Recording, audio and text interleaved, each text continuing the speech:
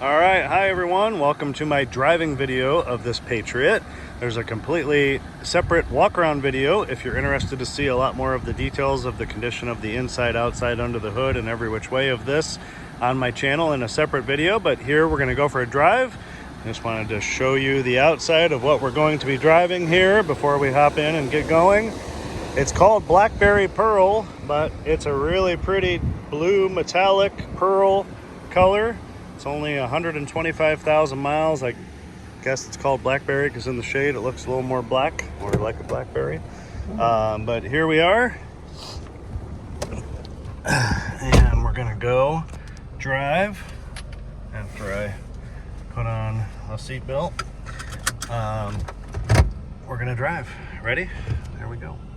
We're gonna drive in the city, and we're gonna drive some freeway. Zoom out here so you can get the best possible view. It's a nice, easy driving, easy to drive, simple, fuel efficient, and economical Jeep. The outside, I feel, is pleasing. I mentioned on the other walk-around video that I don't particularly care for the look of a compass, and I think it's just looks like a smashed bug or something. I don't know. I don't really like the compass. I do like this Patriot. I like Liberties. I like Wranglers. I like a lot of Jeeps. Grew up with a lot of Jeeps in my family, and both my mom and my dad, they had Wranglers, they had Liberties, they had Grand Cherokees, they had Cherokees. My dad's business partner had a Grand Wagoneer back in the day. I always thought that was really cool. Got to ride in that as a kid. Now they're worth a lot of money. I'm talking about the original Grand Wagoneer, not that new thing that they brought out that looks like a box and costs $100,000. But great vehicles all around. Doors lock automatically. That's what you just heard after you get over, I think it's 20 or 18 miles per hour. Ooh, look at that orange Lamborghini. But easy to drive. Love the steering wheel on this. I mentioned that on the walk around video. I like a nice steering wheel. I mean, heck, it's the part of the car that you have to touch as you drive and steer it, right? This is the same steering wheel as a Wrangler, or at least I believe it is because it looks identical. Real nice thickness. It's leather wrapped. Speaking of a Wrangler, here comes one right there. I like the steering wheel. It's very easy to steer. It's easy to drive. I like the shape. I like the structure. I like the size. And I think this is a great car for a first-time driver. Well, I usually go that way, but I guess we're not going to go that way today. Road closed. We'll go this way. I think this is a great car for a first-time driver. I think it's a great car for an older person. I joked on my walk-around video because I said that, and it's interesting because, you know, a lot of young drivers and old drivers kind of have the same needs. Simplicity, basic, low maintenance, good fuel economy, easy, manageable size to drive, easy to see out of. I think this Jeep is easy to see out of. The windshield has a slight curve to it, unlike a Wrangler where it's like straight up and down. So it kind of has that fishbowl feel, you know, looking out and around. It's easy to see out of the back. It's very straight back tailgate. Yeah, I think it's easy. There's another Wrangler.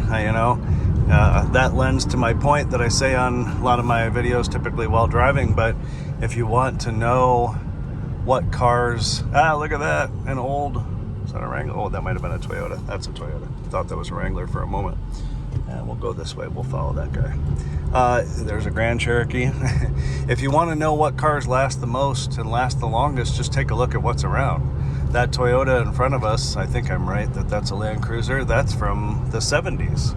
It's probably been redone or rebuilt, but my point is that if you look at the cars that are on the road and what there's the most of, you get a good feeling of what people are happy with, what lasts, and what can endure. Jeeps have long had a great reputation, and They really are simple, easy to operate, easy to own, low maintenance, all the things that most people want from a vehicle. Everything works on this Jeep. Air conditioning's on right now, works great. There's no funny smells or odors in here. All the options work. It's mechanically sound. I'm going to mention that here in a minute of what new parts this Jeep has. It's nice and quiet because it's riding on brand new tires. It has 4 brand new Kelly all-season tires on it that are 65,000 mile tires. It has 80% remaining on its brakes, front and rear. It has a new axle on this left front corner. It was leaking a little bit of grease, so just took care of that. Replaced the whole CV axle.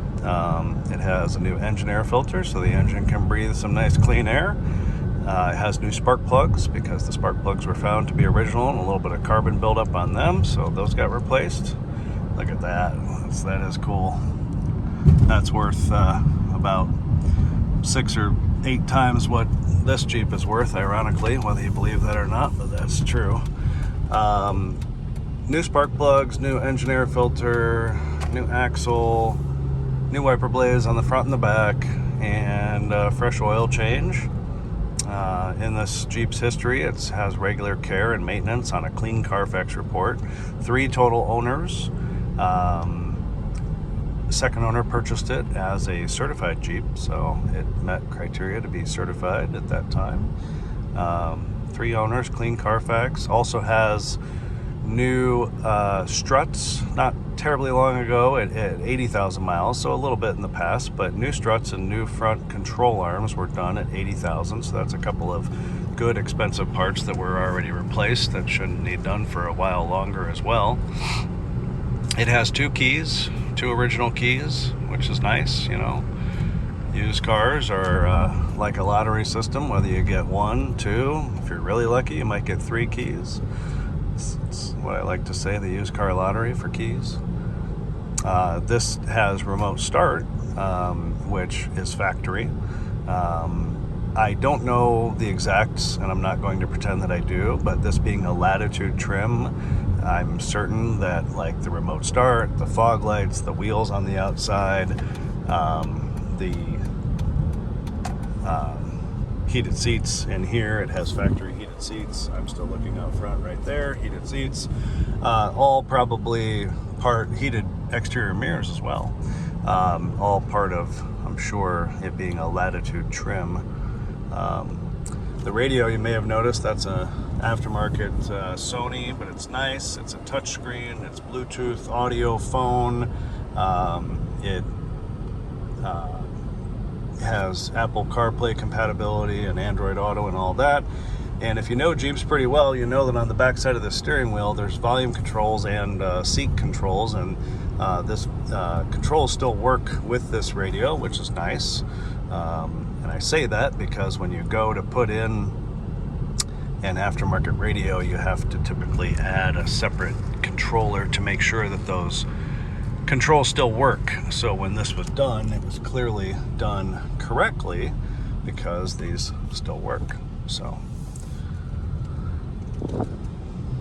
we're going towards a freeway here. I'm going to go out to a freeway and get up to some speed. We've got a little bit of traffic here, but it drives nice, it rides nice. You know, I said on the walk around video, the seats aren't as thick as a Cadillac or a Mercedes-Benz as far as cushy comfort like a Lazy Boy or like a town car, one of my favorite cars in the world. You know, but I'm comfortable sitting here driving this. The seat is comfortable. This driver's side seat adjusts up and down, so it has a manual lift up and down, which can make it, again, more comfort for, there's another Wrangler, make it more comfortable for, you know, a shorter driver to be able to lift it up. So it's comfortable, you know, it's ergonomic, it's just simple. It's simple and it's easy, and that's something that I said as well on my other video. At least thinking about a young driver driving this, who certainly wouldn't be doing what I'm doing here and driving and recording my steps here. But you know, it's simple. Steering wheel's simple. Once they get their phone paired, or anybody that's going to drive this particular one, once you get phone paired, you could use the steering wheel controls for the volume. You know, the climate controls very easy to use. These knobs are great. You know, just nice and easy to turn it up and down. You know, everything's simple and easy and right there, which is a good thing. So the fuel mileage is worth writing home about, right? Especially even for it being a 2011. We're about to enter the freeway, and the freeway fuel mileage on this is 28 miles to the gallon, so it's pretty good. You know, simple 4-cylinder. It's not a race car. It doesn't have the most horsepower in the world, but it gets the job done, and it's fuel efficient and comfortable. The mileage, 125,000 miles. You take that divided by the age of the vehicle, you come to about 9,600 miles per year. I mean, that's low miles. That's low miles by any standard. Standard used to be 12,000. It's really pushed up to 15. It probably really should be 20,000 with how much people are back to driving nowadays. But at whatever rate you think the standard should be, less than 10,000 per year on a vehicle like this is definitely low. So here we go. A little bit of construction here.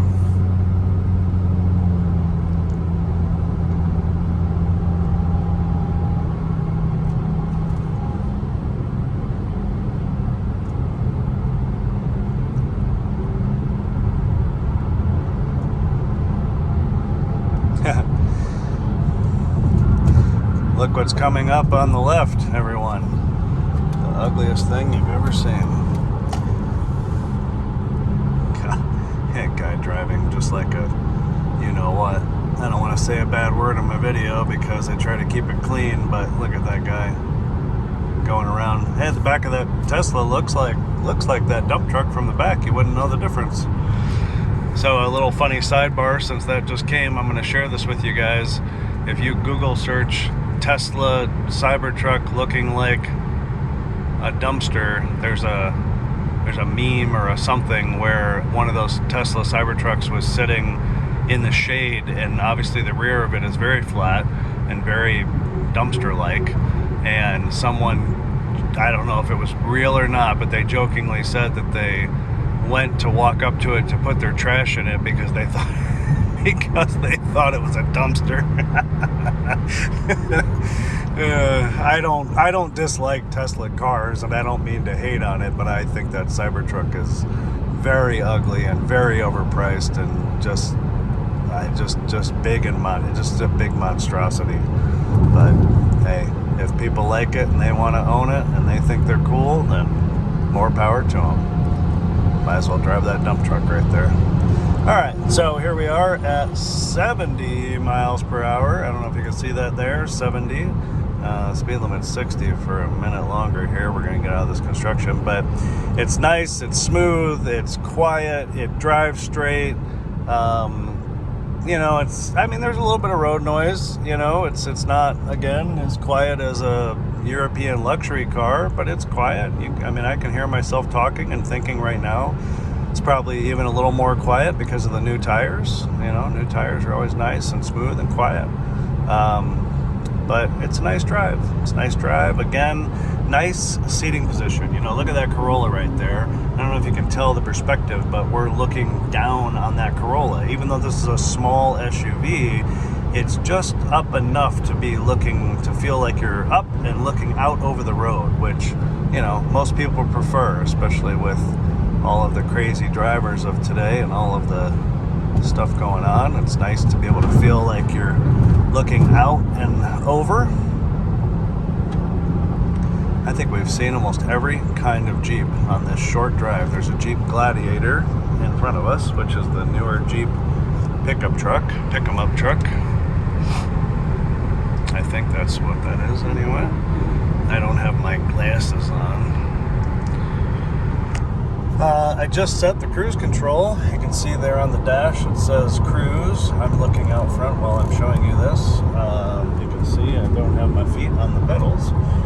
So our cruise control is functioning and working. I'm going to push there to speed us up. There we go. And I'm going to turn it off, but I just wanted to demonstrate that cruise control.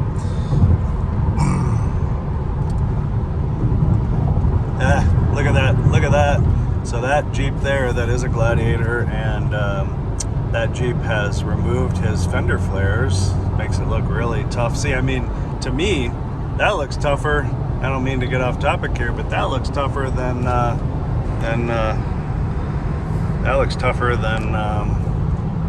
Cybertruck. I gave him a thumbs up, but he looked over like he wasn't impressed with my thumbs up. Probably should have given him the Jeep Wave. It's something like that, or I don't know.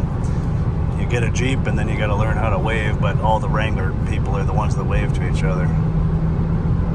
Anyway, now we're at 70, 72, 73, 74, 75 miles per hour. We're rocking and rolling now out of the construction, but I am going to get off the freeway right here because I feel like this is far enough to show you how nice this drives, and then we're going to come back, do it all over again, and go back the same way.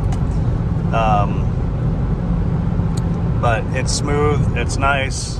There's nothing negative to comment about on my side. But speaking of comments, I appreciate yours. I appreciate any thumbs up, any comments, subscriptions, whatever you like to do, whatever you like to say. If you own one of these and you want to share your experience or a comment about it, you know, feel free. Let other people see what you have to say. That'd be fine. If you want to report what you like or don't like, or your gas mileage or something like that, sure. It's just easy to drive. You know, it feels like driving a car, quite frankly. It doesn't feel like an SUV. I mean, even though, yeah, it is small, it's very, very easy to drive, very simple, easy. There's nothing difficult about driving this, and it does feel very car-like. I mean, quite frankly, it feels like driving another pick a Chrysler product, Avenger, a Dart. It feels like driving a Chrysler Dodge Jeep, in a car, not an SUV. But yeah, there we go. Green light, green light, green light, green arrow. I'll try to get up to about 75 miles per hour again before we get to that construction there.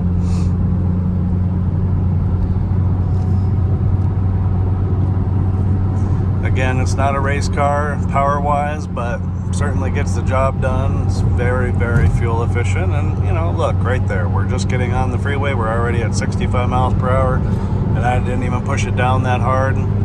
So, if you want efficiency and fuel mileage and simplicity, this is for you. Oh, look at that. I'm up to 80. Look at that. Boom. So, there we are at 81 miles per hour. Boom. Now we are on the straight stretch of road at 80. Pretty straight stretch of road anyway. Nice and smooth.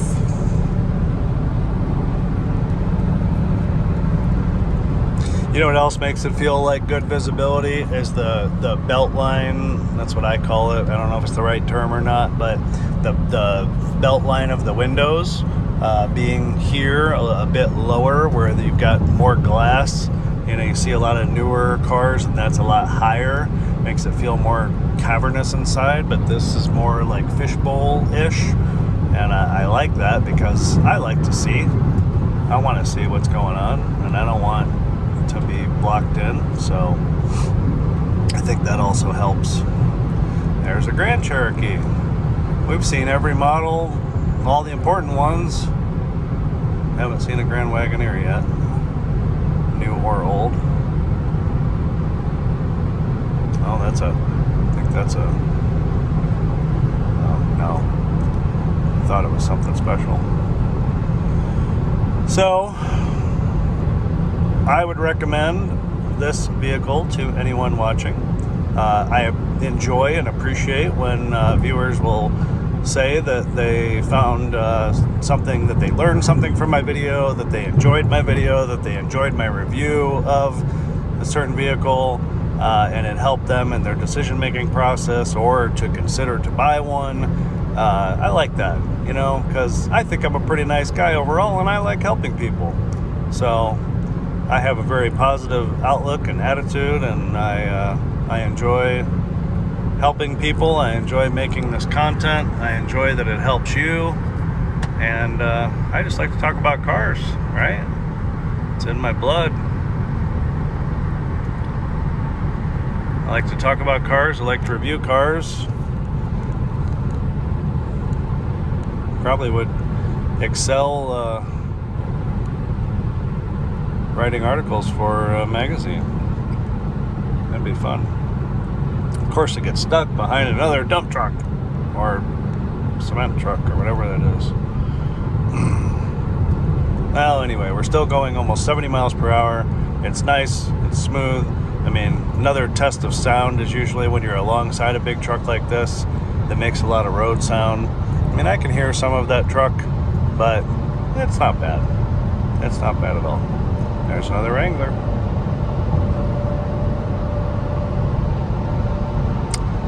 Look out on my channel, folks. If you follow me or you watch my stuff, look out on my channel, because you very well might see another JEEP, another Jeep, coming here soon. Very, very possible, and it's gonna be a cool one. Different than this, not another one of these, but another Jeep product. It's one I just mentioned. It's got 4 doors. It's got a hard top, and its name starts with a W. It's a Wrangler, so take a look out for that coming here soon. I appreciate each and every one of you, and all of your reviews and your watching and your reviews and your thumbs up and your subscriptions and your liking my amateur content. So still waiting to see that Jeep Grand Wagoneer pop out of nowhere. There's a Wrangler on the other side of the road. Alright, and we're going to exit here, and we're just about going to wrap up, because I don't think most people enjoy to watch me drive much more than 20 to 25 minutes, but I like to drive. I like to put miles on a car. I like to talk to you guys in this video, even though I'm not getting any talk back. And I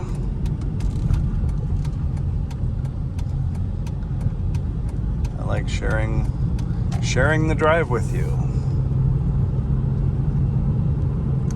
So there's a 4-door Wrangler on the other side of the road.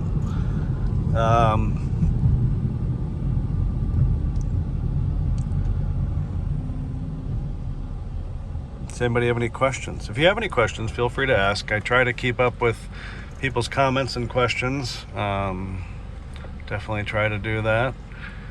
Happy to answer your questions or give you any of my thoughts or feedback about something you might be wondering about any car related stuff or anything particular to this Jeep.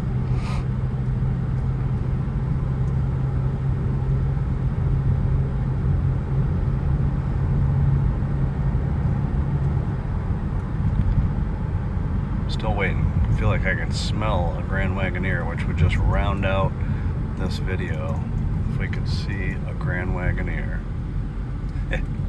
If I want to see it, it won't appear, but if I wasn't talking about it, it would appear.